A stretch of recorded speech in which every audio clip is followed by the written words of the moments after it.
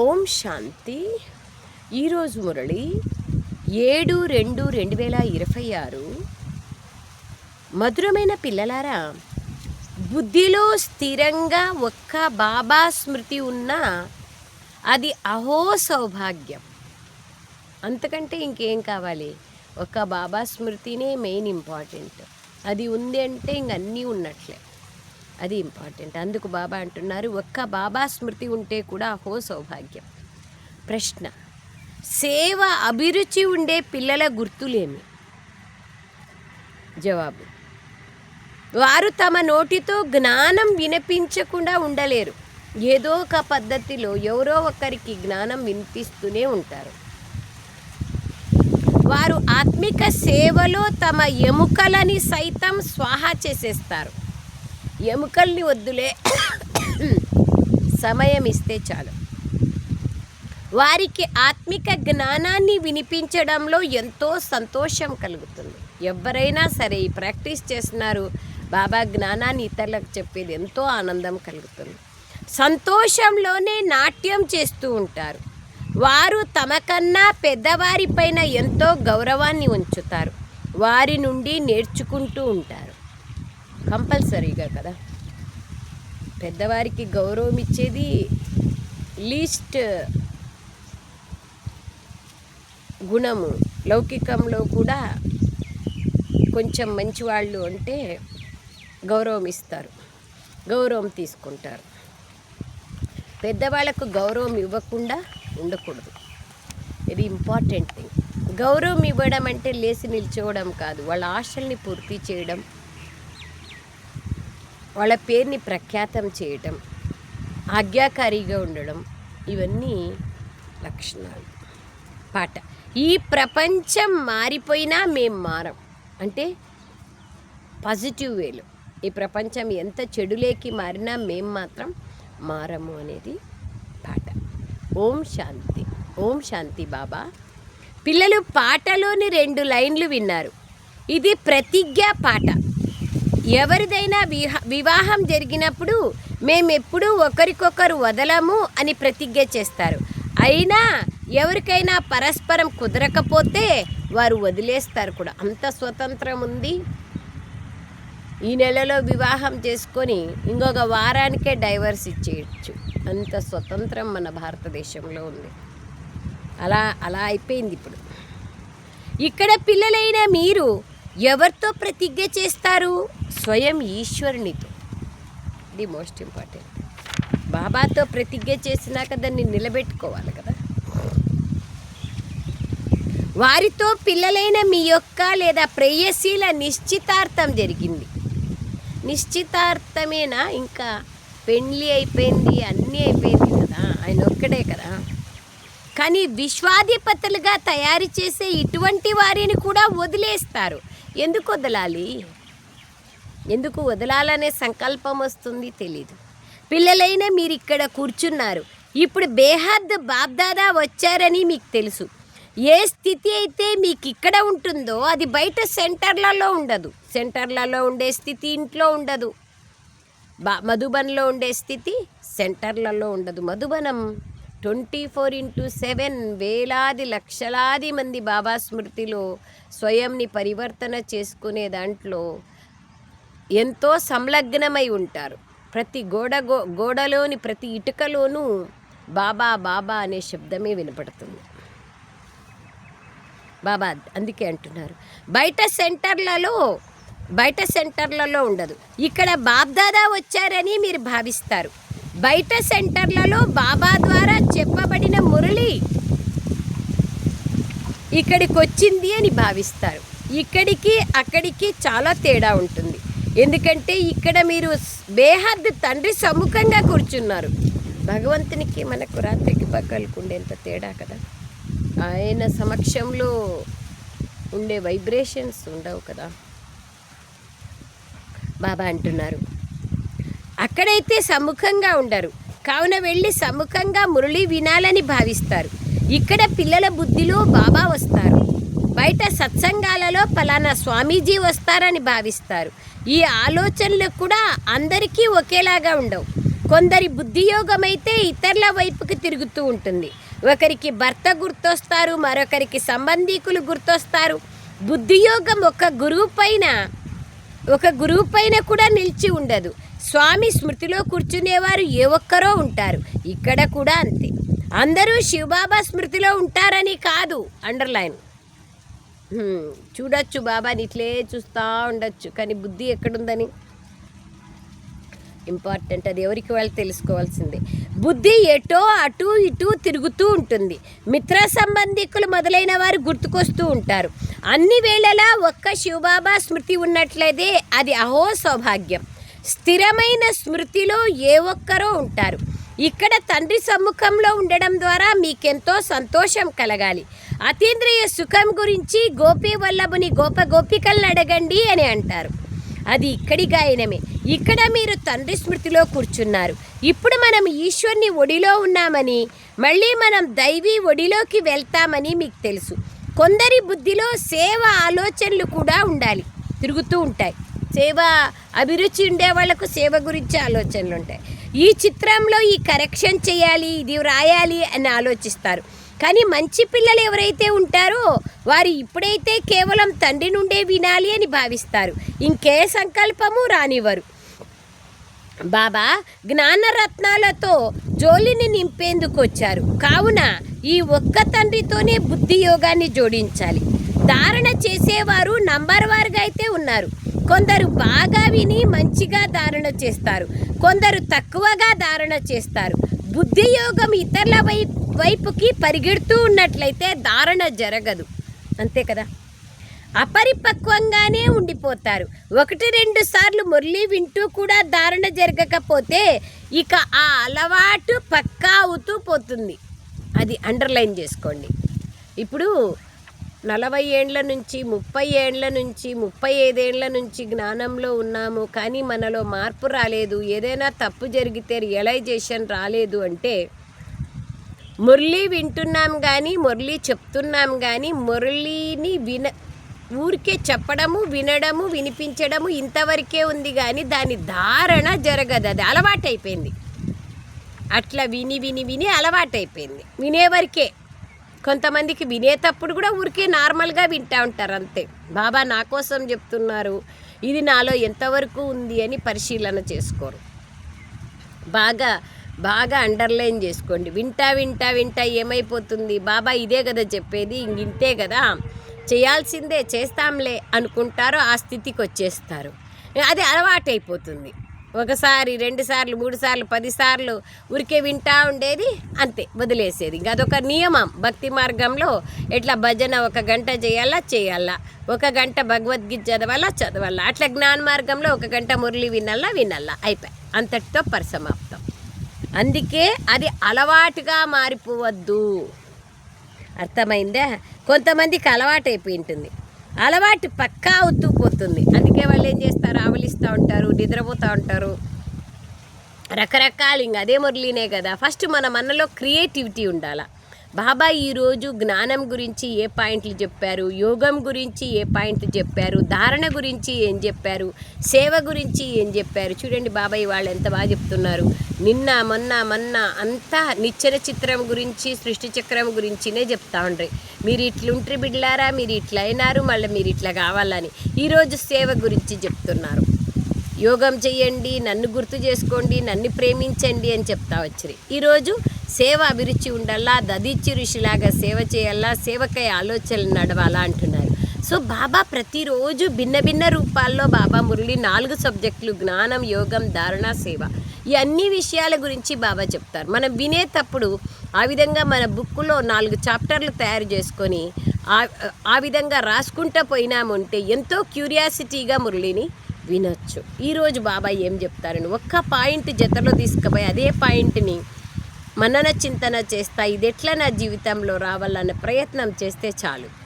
మనం ఒక రోజుకొకటంటే 365 రోజులకు 365 కొత్తవి విన్నామంటే ఇంకేం కావాలి? అంతకంటే గొప్ప యోగి లేరు.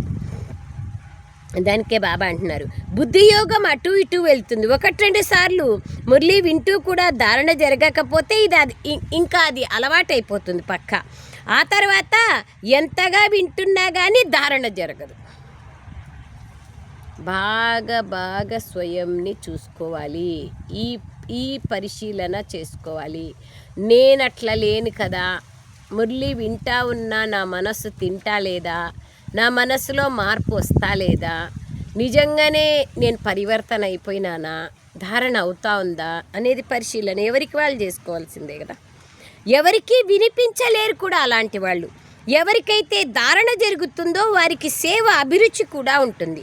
ఎగురుతూ ఉంటారు, నేను వెళ్ళి ధనముని దానం చెయ్యాలి అని. ఎందుకంటే ఈ ధనము ఒక్క తండ్రి దగ్గర తప్ప ఇంకెవ్వరి దగ్గర లేదు. అందరికీ ధారణ జరగదని కూడా బాబాకు తెలుసు. అందరూ రాజులు ఎలా అవుతారు? అందరూ కావాలి కదా, రాజా, రాణి, షౌకార్, ప్రజా, దాసీలు, ప్రజలకు నౌకర్లకు చాకర్లు అందరూ కావాలి కదా. బాబాకు తెలుసు అందరూ ఏకరసంగా ఉన్నత పదవిని పొందలేరు. అండర్లైన్. కావున బుద్ధి ఇతరుల వైపుకి భ్రమిస్తూ ఉంటుంది.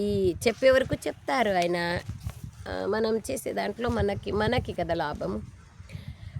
భవిష్య భాగ్యం అంత ఉన్నతంగా తయారవ్వదు.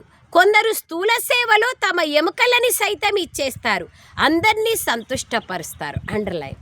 ఇందాక ఏమన్నారు? మురళి వినేటప్పుడు 1, 2, 4, 5 సార్లు ఊరికే వింటా, ధారణ చేయకుండా పోయి ఊరికే వింటా ఉండే అలవాటు పక్కా అయిపోతుంది అన్నారు. అది మనల్ని మనం చూసుకోవాలి. ఇప్పుడు ఇది కూడా చాలా ఇంపార్టెంట్.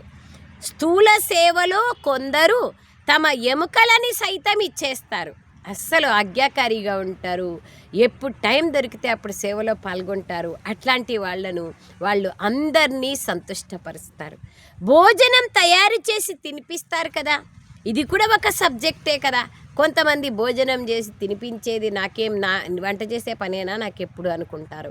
అస్సలు బాబా యజ్ఞంలో లెట్రిన్ సాఫ్ చేసేది మొదలుకొని లక్షలాది మందికి బాబా సందేశం ఇచ్చే సేవ, ఏ సేవ చేసినా దాని భాగ్యము ఒక్కటే.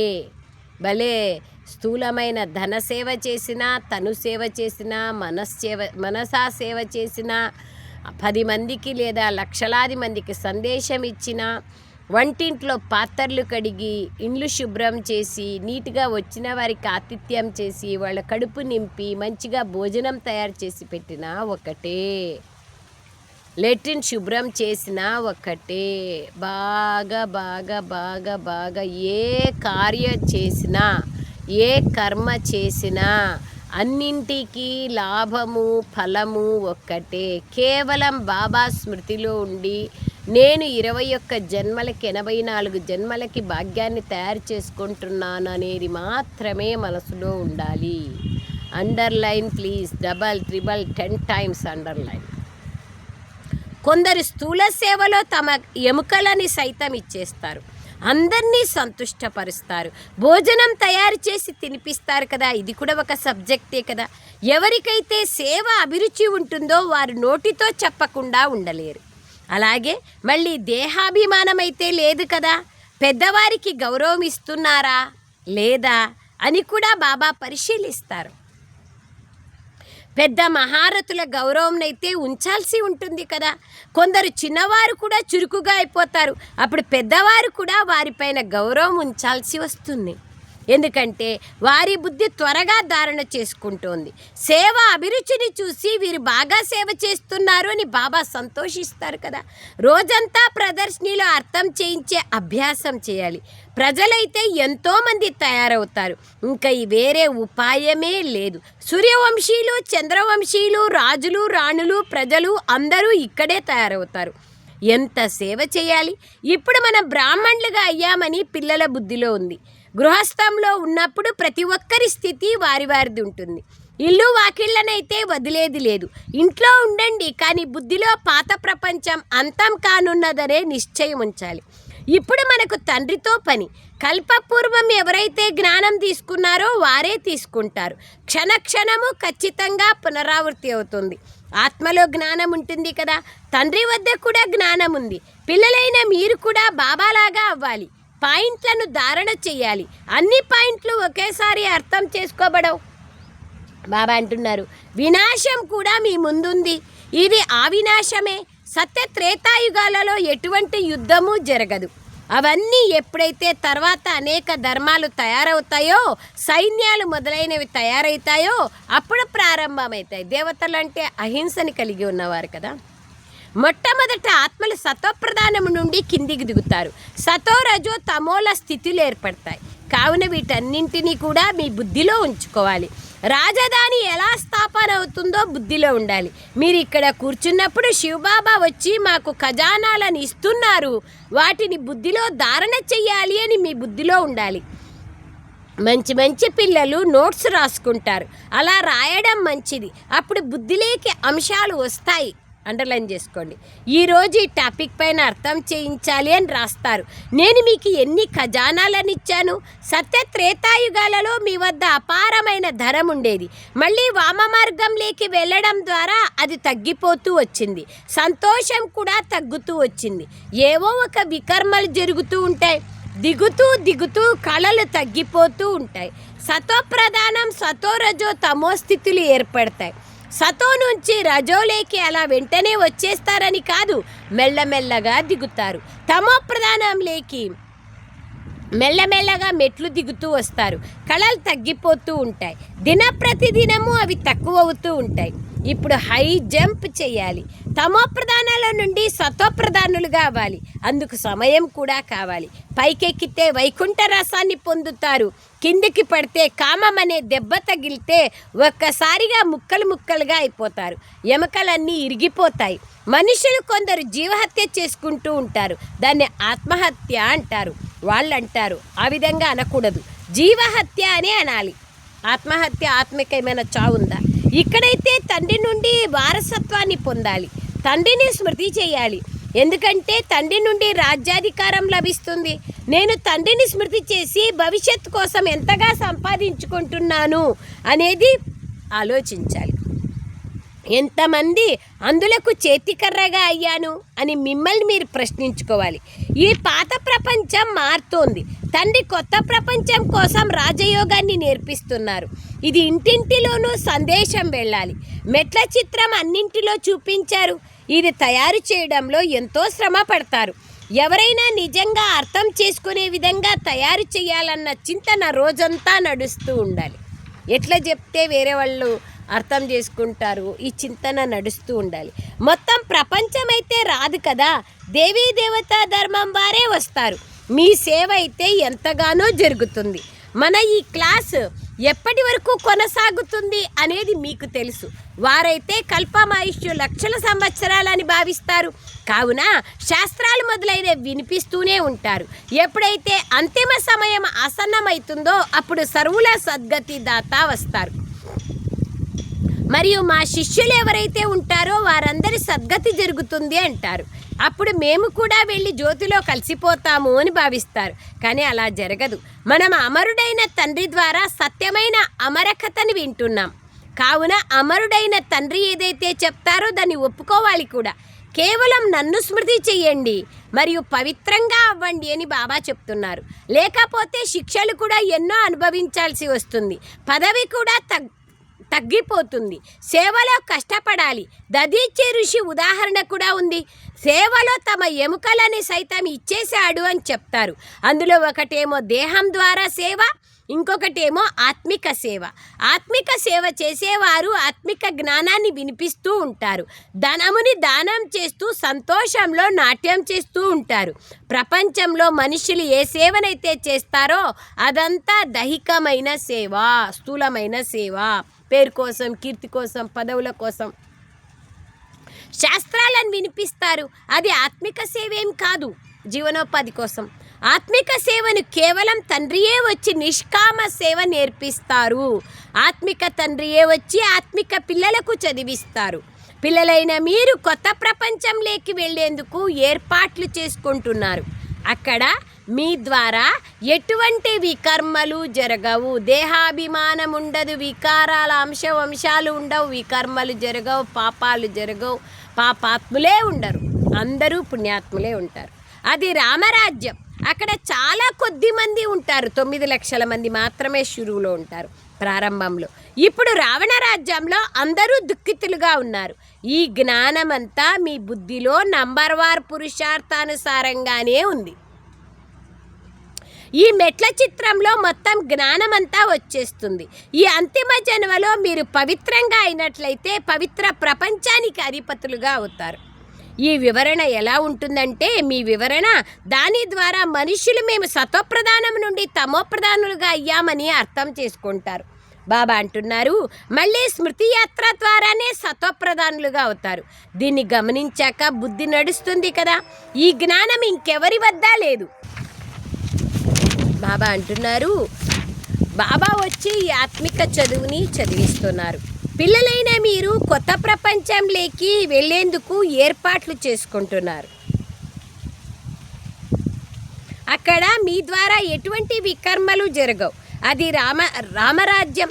అక్కడ చాలా కొద్ది మంది ఉంటారు. ఈ అంతిమ జన్మలో మీరు పవిత్రంగా అయినట్లయితే పవిత్ర ప్రపంచానికి అధిపతులుగా అవుతారు. మీ వివరణ ఎలా ఉంటుందంటే, దాని ద్వారా మనుషులు మేము సతోప్రధానం నుండి తమోప్రధానంగా అయ్యామని అర్థం చేసుకుంటారు. సతోప్రధానం నుండి తమోప్రధానంగా అయిపోయినాము, ఇప్పుడు మళ్ళీ కావాలా. స్మృతి ద్వారానే సతోప్రధానులుగా అవుతారు. దీన్ని గమనించాక బుద్ధి నడుస్తుంది. దాని గురించి ఆలోచిస్తారు. బాబా అంటున్నారు, కొత్త ప్రపంచంలోకి ఈ సృష్టి చక్రంలో రాయబడి ఉంది. వారెవరు ఇతర ధర్మాల వాళ్ళు కొత్త ప్రపంచంలోకి రారు. వారికి శాంతి లభిస్తుంది. భారతవాసులే స్వర్గంలో ఉండేవారు. తండ్రి కూడా భారతదేశంలోనే వచ్చి రాజయోగాన్ని నేర్పిస్తారు.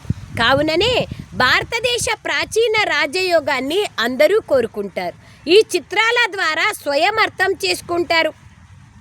బాబా అంటారు, ఈ సమయంలో అందరూ తమోప్రధానులుగా అయిపోయారు. ఈ రచయిత మరియు రచనల జ్ఞానం ఎంత గొప్ప జ్ఞానం. మాకు ఎవరి డబ్బు అవసరం లేదు. ఈ డబ్బుని మేమేం చేసుకుంటాం? మీరు వినండి, ఇతరులకు కూడా వినిపించండి. ఈ చిత్రాలు మొదలైనవి ముద్రించండి. ఈ చిత్రాలను ఉపయోగించాలి. ఈ జ్ఞానంని వినిపించేందుకు హాళ్ళను తయారు చేయండి. అంతేకాని మేము డబ్బు తీసుకొని ఏం చేస్తాం?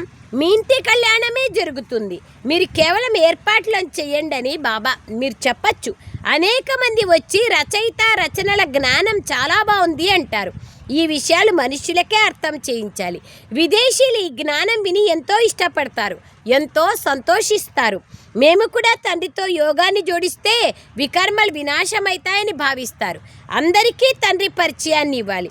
ఈ జ్ఞానమును ఒక్క భగవంతుడు తప్ప ఇంకెవ్వరూ ఇవ్వలేరు. ఇది అర్థం చేసుకునే విషయం.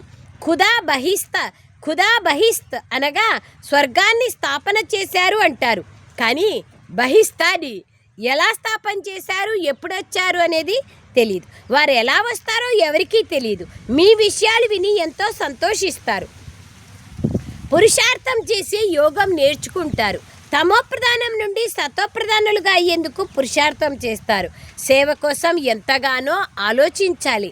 భారతదేశంలో మీ కళను చూపిస్తే బాబా విదేశాలకు కూడా పంపిస్తారు. ఇప్పుడు ఎన్ని దేశాల్లో ఉంది? 135 దేశ విదేశాల్లో ఉంది. ఇంకా 350 దేశాలు ఉన్నాయి. ఇంకా మిగిలి ఉన్నాయి అర్థం. బాబా అంటున్నారు, తమోప్రధానుల నుండి ఈ మిషన్ బయటికి కూడా వెళ్తుంది. ఇప్పుడు ఇంకా సమయం ఉంది కదా అనుకునేరు. అది ఇంపార్టెంట్. ఇంకా ఇప్పుడు లేదు. అప్పుడేమన్నా బాబా ఈ మురళి వినిపించిన సమయంలో ఉండిందేమో, ఇప్పుడు లేదు. కొత్త ప్రపంచం తయారవ్వడంలో పెద్ద సమయం ఏమీ పట్టదు. ఎక్కడైనా భూకంపాలు మొదలైనవి వస్తే 2-3 సంవత్సరాల్లో పూర్తిగా కొత్త ఇల్లు మొదలైనవి నిర్మించేస్తారు.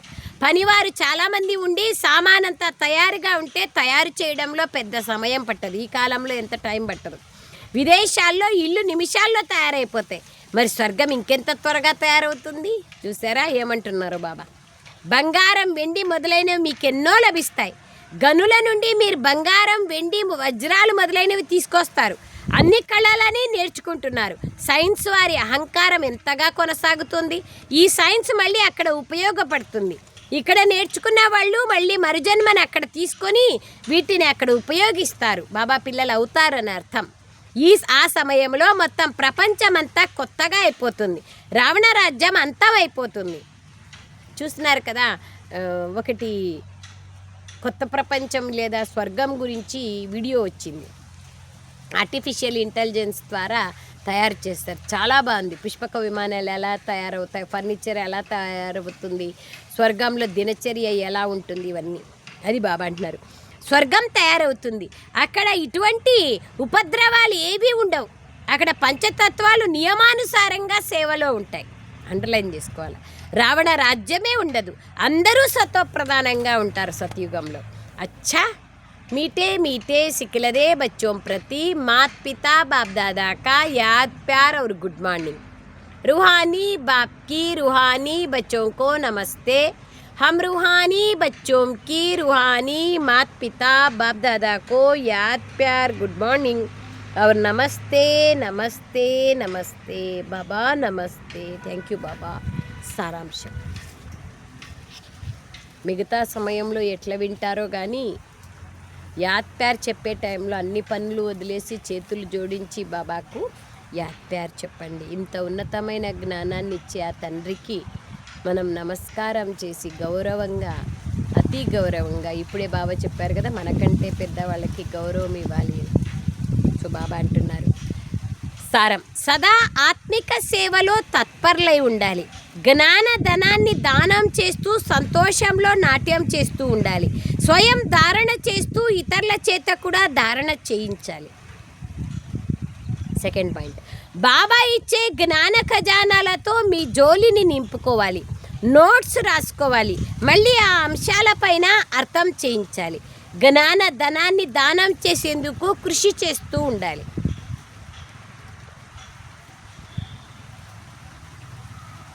జ్ఞాన ధనాన్ని దానం చేసేందుకు కృషి చేస్తూ ఉండాలి. నోట్స్ రాసుకోవాలి. మర్చిపోతాం కదా, రాసుకుంటే గుర్తుంటాయి.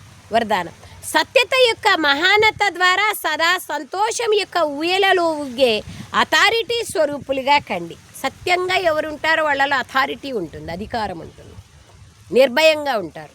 సత్యత యొక్క అథారిటీ స్వరూపం కలిగిన పిల్లల గాయనం, సత్యత ఉంటే నిర్భయంగా నాట్యం చేస్తారు. సచ్చుతో బిటో నచ్, సత్యంగా ఉండేవాళ్ళు నాట్యం చేస్తూ ఉంటారు. సచ్చే దిల్ పర్ సాహెబ్ రాజీ, సత్యమైన హృదయం ఉంది అంటే సాహెబ్ అయిన పరమాత్మ రాజీ అవుతారు. సత్యమేవ జయతే, సత్యంగా ఉండేవాళ్ళు విజయాన్ని పొందుతారు. సచ్కి నావ్ డోలేగి లేకిన్ డూబేగి నహి, సత్యం అనే నావ కదులుతుందే కానీ మునగదు. ఇవన్నీ ఆలోచన చేయండి.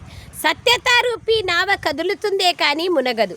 అలాగే మిమ్మల్ని కూడా ఎవరెంతగా కదిలింపచేసినా ప్రయత్నించినా కానీ మీరు సత్యత యొక్క మహానత ద్వారా ఇంకా సంతోషపు ఊయలలో ఊగుతూ ఉంటారు. వారు మిమ్మల్ని చలింపచేయడం కాదు, మీ ఊయలని ఊపుతున్నారు అని అర్థం. ఇది చలింపచేయడం కాదు, ఊగడం. కావున మీరు ఊపుతూ ఉండండి, మరియు మేము బాబాతో కలిసి ఊగుతూ ఉంటాము అని వారికి ధన్యవాదాలు చెప్పండి. అది ఎంత బాగా చెప్తారు చూడు బాబా స్లోగన్. సర్వశక్తుల రూపీ ప్రకాశం సదా తోడుగా ఉంటే మాయ సమీపంగా కూడా రాదు. శక్తులు ఉండే వాళ్ళ దగ్గరికి మాయ ఎట్లా వస్తుంది? అస్సలు రాదు. శక్తులు ఉంటే బాబా ఉంటారు, బాబా ఉంటే మాయ రాదు. అవ్యక్త సూచన, ఈ నెలంతా ఐకమత్యము విశ్వాసం చదివి అన్నా ఐకమత్యం రావాలా బాబా? ఐకమత్యము మరియు విశ్వాసం యొక్క విశేషత ద్వారా సఫలతా సంపన్నులుగా కండి.